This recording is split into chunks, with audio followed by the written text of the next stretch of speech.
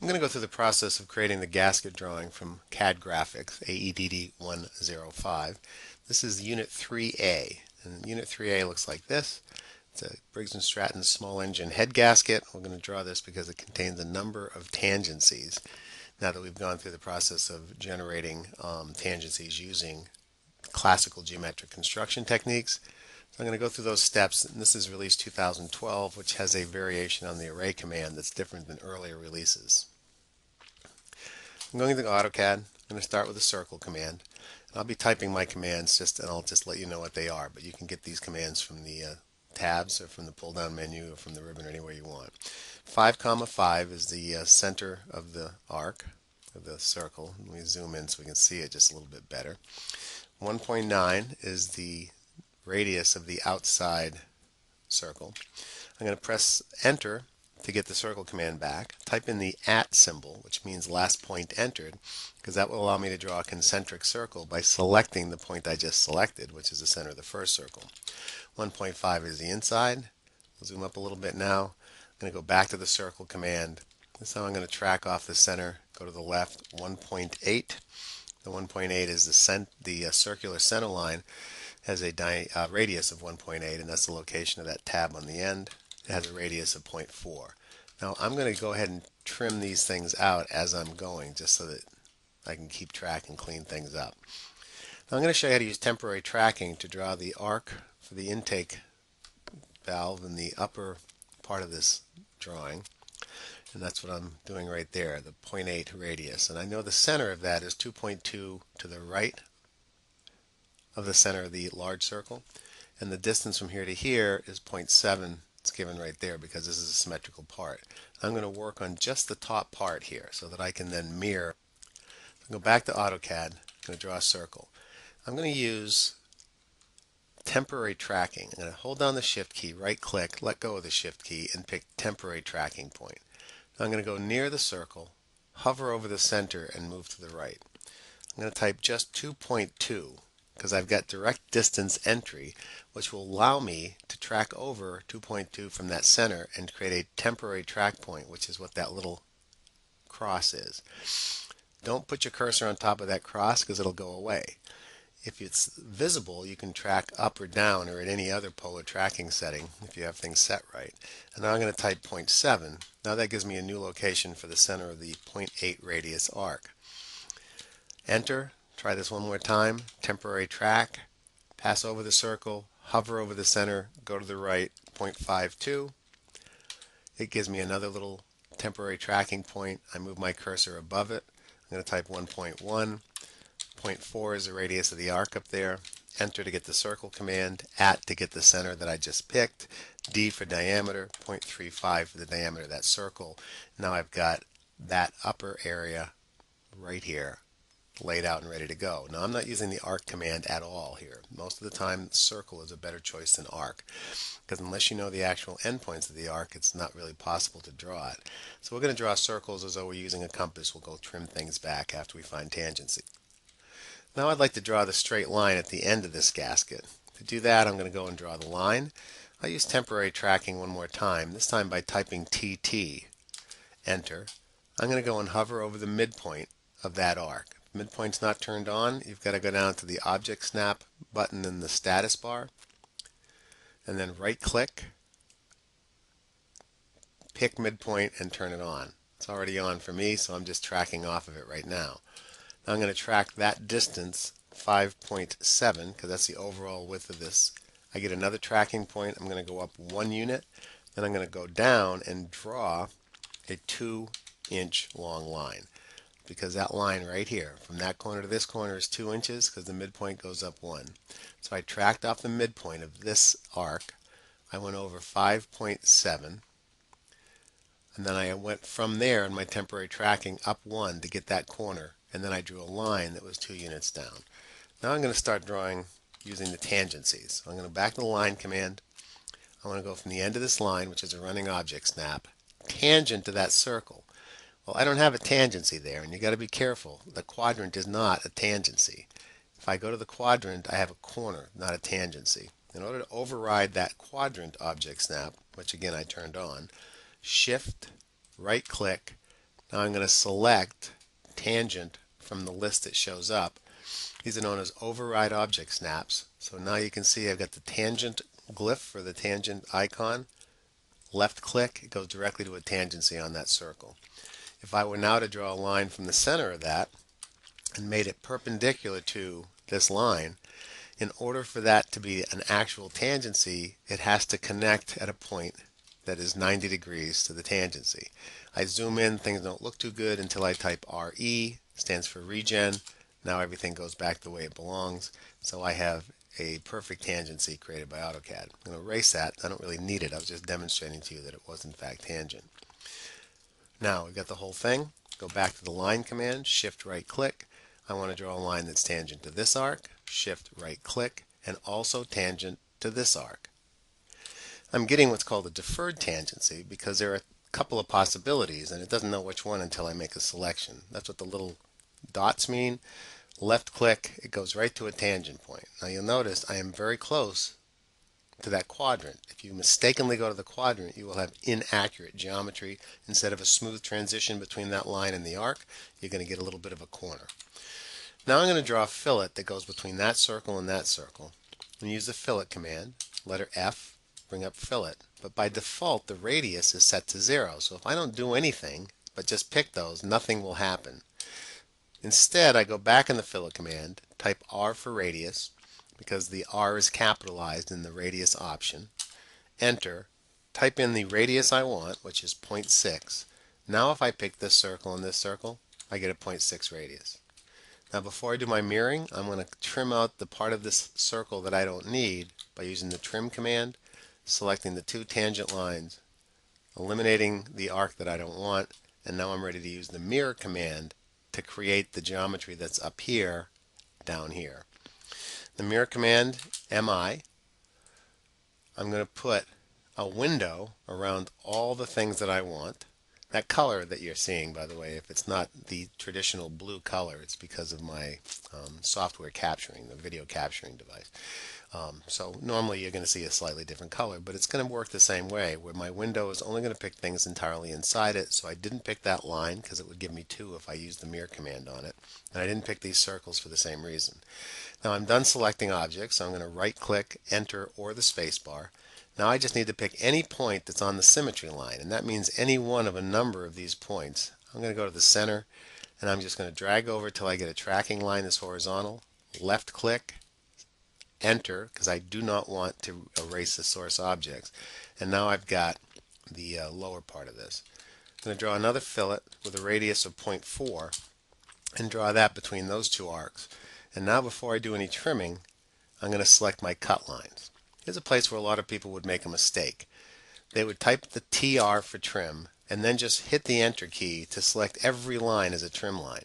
But you have so many lines here that if you do that, the chances of leaving behind some small segment of line to what you will ultimately snap when you don't intend to, creating an error in the geometry, it's a bad idea. So instead of doing that, instead of pressing enter and picking every line as a trim line, I'm going to go up and say let's trim to that arc, and that one. And if you notice, that gives me my transition all the way around to here. So now I can just drag a crossing window through here, get them everything at once, and clean it up. Go back in the trim command. Let's say trim between here and here. I can get rid of that. I can get rid of this. Now I'm almost done with my geometry. I have a hole that is 0.4 units to the right and set up right on the center line here. So let's go and draw a circle. I'll do my temporary tracking again. I'll track over here, 0.4. And then I'm going to track straight down, and I'm going to track straight down by 1.8 because that's the distance it is down to the center. So I'm going to go straight down 1.8, diameter 0.35. This hole, by the way, and that arc do not share a center. They don't. That arc is a tangency. That hole has a specific location. Now, before I go any further, I'm going to create a copy of this. There are a couple ways to do that. I could simply use the rotate command. Say, let's rotate this.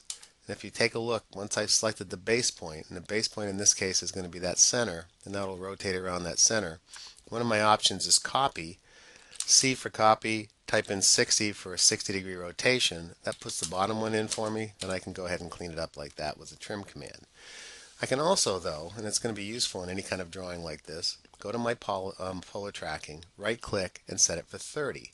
The problem is if that's all I do, and then I decide to draw another arc by tracking off of the center of the circle, I'm looking for a, you won't have this luxury. Let me change something so I can show you what the problem would be if I hadn't already. By default, track orthogonally only is set under the polar tracking tab, polar tracking dialog box. If that's the setting, and this is what it is by default, when you try to track off of a point, it will not track using anything other than 90 and 0. If you want to track using something else, you've got to right click on the polar tracking icon, go to the settings selection, and then change the radio button from orthogonally only to track using all polar angle settings. Because now I can track up at a 30-degree angle, type in the 1.8, which is the distance away that next arc is, put in the 0.4, go to my trim command, pick those two lines as trim lines, select those and get them out of the way. So now we're getting close to having all the geometry. Now I just turned the line weights on so you can see that this is an object line. I have a center line layer that's going to allow me to draw a center line, but I also want to draw the circle right up here that's an object line. So what I'm going to do is to draw a circle. Again, I'm going to acquire that center, go off at an angle, 1.8,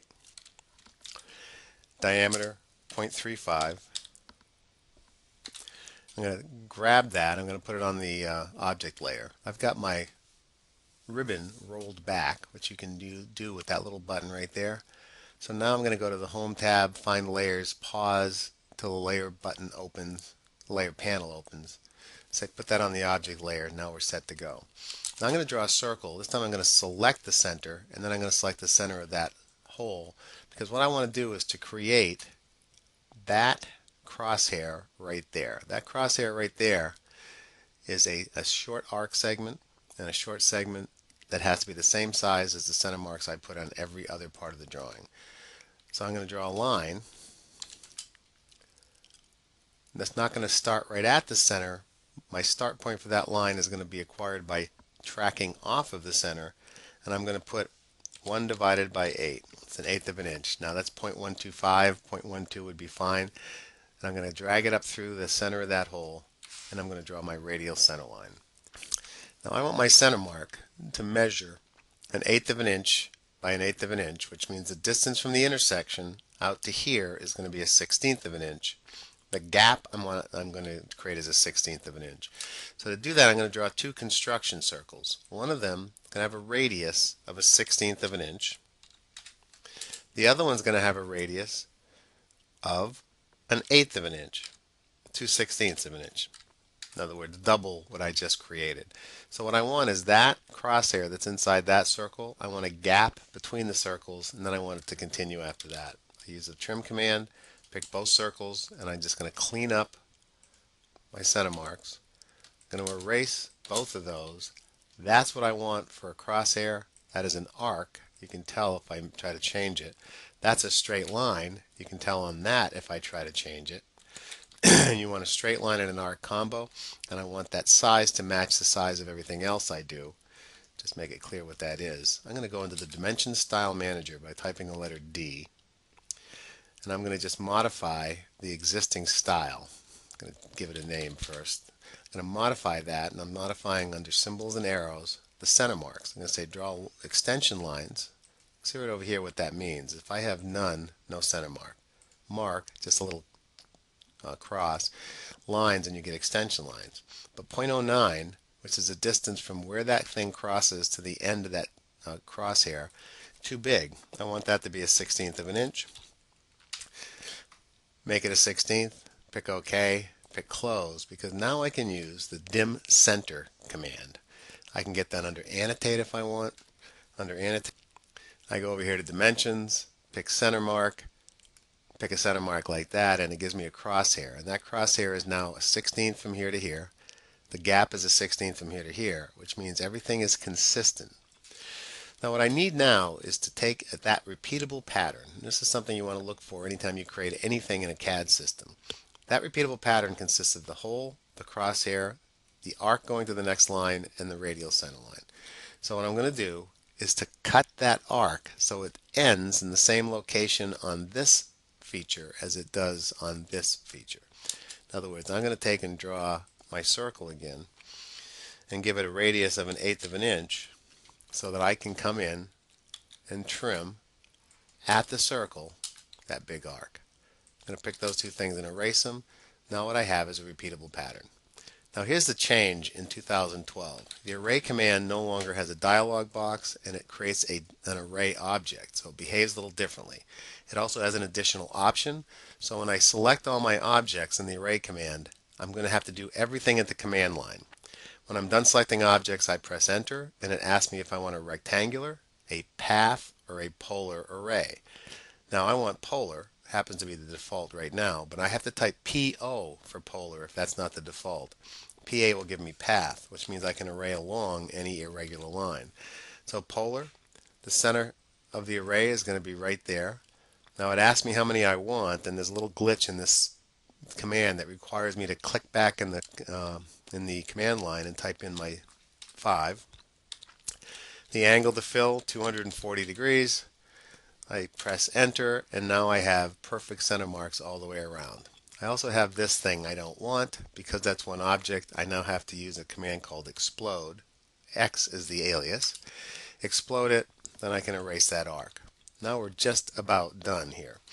I'm going to use the dimension center command, DCE, to add a center mark here, another one here, and I'm just pressing the space bar to repeat the command each time. And if you don't want to type DCE, go to annotate dimensions, and then under dimensions you're going to get the center mark right there. I have to get rid of stuff I don't want, and the things I don't want are those, oops, getting a little too much here. Those two lines right there, and those two lines right there. There's no circular feature in the direction of those lines, so you wouldn't put it there. And the last little thing is, if I take that line and then stretch it by grabbing the grip on the end and put it over here, not there, because then I'll have two lines that look like one. Go to the end of that short segment, hit the escape key, and now use a window to go around that little segment and delete it. Now you're all done with that gasket. The only thing left to do now is to go and set up a layout, just like we did on the geometric construction. So I'm going to go to the Layout tab. I'll right click. I'm going to rename it just because. I called it GeoCon for Geometric Construction. Right click again and go to Page Setup Manager. Under Page Setup Manager, I'm going to modify the page setup. And this one I'm going to put on A size mechanical. So I have to search for it. There's A size mechanical. Make sure it says letter as the paper size, and make sure it says monochrome as the plot style table. If the drawing's done in inches, the scale is always 1:1. Pick OK, close. Now it knows what plotter I'm going to use. It knows how big that sheet of paper is. That allows me to go and insert. I is the alias for the insert command. I have to browse because what I'm doing is inserting another drawing. I'm going to go to the R drive. On the R drive there is a folder that's got a lot of drawings and other things in it called General. A little too far. So there's my General folder. And what I'm looking for in this case is one of these title blocks. Now those of you in my class, this is Dan Abbott, and those of you in my class are going to use TA inch for anything drawn in inches that you want on A size paper, and TA metric for anything drawn in millimeters. This one's drawn in inches, so I'm going to select it, open. You'll have a checkbox on insertion point. If you clear it and pick OK, the title block will come in exactly the right place. You notice it's inside the printable area. Now all I want to do is to take my viewport, put that on a layer, and I've got a layer that I've already created, but let me just show you what the characteristics are. If I go to the Layer Manager, I have a layer called Viewport that's yellow because it doesn't show up very well, but the key thing is over under Plot, this is known as a non-plot layer because I selected it and it put the little don't plot symbol on there. Now I'm going to grab my viewport. I'm going to go to the Home tab, go to Layers, bring the layer drop down, put on the VP layer. Now I can put that viewport, change the size a little bit so it fits okay. I'm going to make it active, move my gasket into the middle. But now, with this gasket, which is a part, I have to use a plot scale. So if you look at the bottom on the status bar, I'm going to select it, and instead of accepting 1.431821, which is not a plot scale, I'm going to go and pick one-to-one, makes things a little bit smaller, pick the padlock button, and then you just have to go in and add all the text to your title block and then submit it.